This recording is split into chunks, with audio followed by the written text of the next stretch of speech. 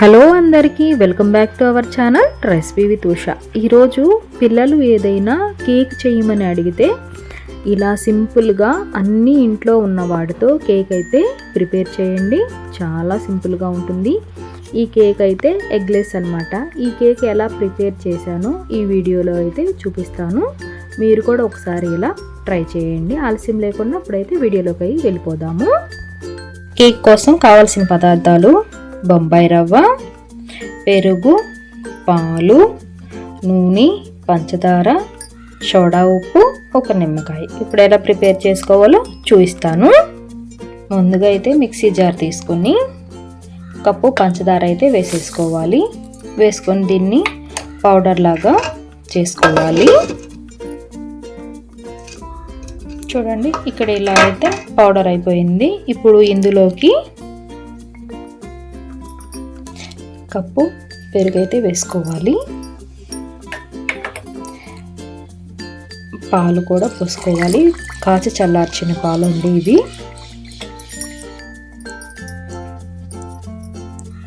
Oil కూడా పోసుకోవాలి. Oil ప్లేస్లో మీరు నెయ్యి అయినా వేసుకోవచ్చు.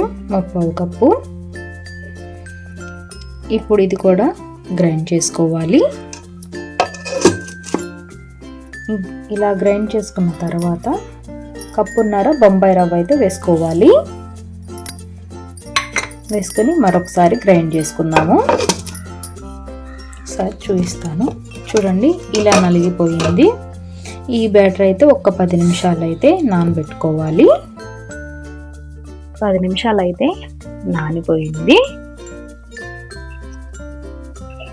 ఇప్పుడైతే ఒక గిన్నె తీసుకుని ఈ బ్యాటర్ని ఇందులో వేసేసుకోవాలి. ఇందులోకి ఒక చిటికెడు ఉప్పు వేసుకోవాలి.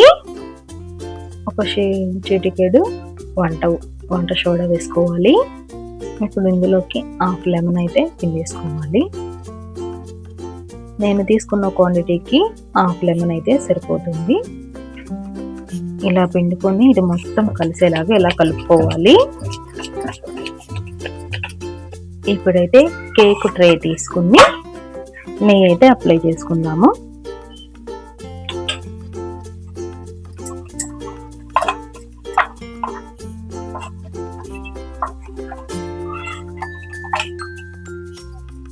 ఇప్పుడు ఇలా ఒకసారి కలిపేసుకుని ఈ ట్రేలోకి అయితే పోసేసుకోవాలి. ఇలా పోసేసాక ట్యాప్ చేసుకోవాలి. ఇప్పుడైతే మందపాటి గిన్నె ఒకటి పెట్టుకుని స్టవ్ వెలిగించుకొని స్టాండ్ అయితే పెట్టుకోవాలి. స్టాండ్ పెట్టుకుని మనం కలిపి పెట్టుకున్న కేక్ ట్రే అయితే ఇందులో పెట్టేసుకోవాలి.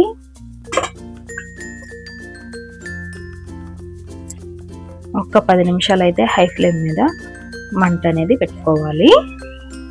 మూత అయితే పెట్టుకుందాము. 10 నిమిషాల తర్వాత చూపిస్తున్నాను చూడండి. ఇలా అయితే పొంగింది కదా. ఇప్పుడు ఒక 20 నిమిషాలు మీడియం ఫ్లేమ్ మీద కుక్ చేసుకోవాలి. కరెక్ట్గా 20 నిమిషాలు అయితే సరిపోతుంది. ఇప్పుడైతే మూత పెట్టేసుకున్నాము. ఇప్పుడైతే 20 నిమిషాల తర్వాత చూపిస్తున్నాను చూడండి.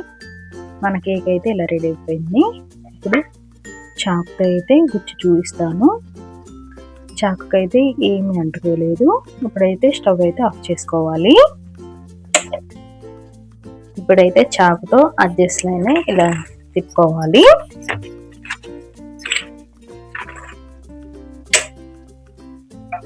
ఇప్పుడైతే ఒక ప్లేట్ పెట్టుకుని అందులోకి వెనకకు తిప్పేసుకోవాలి.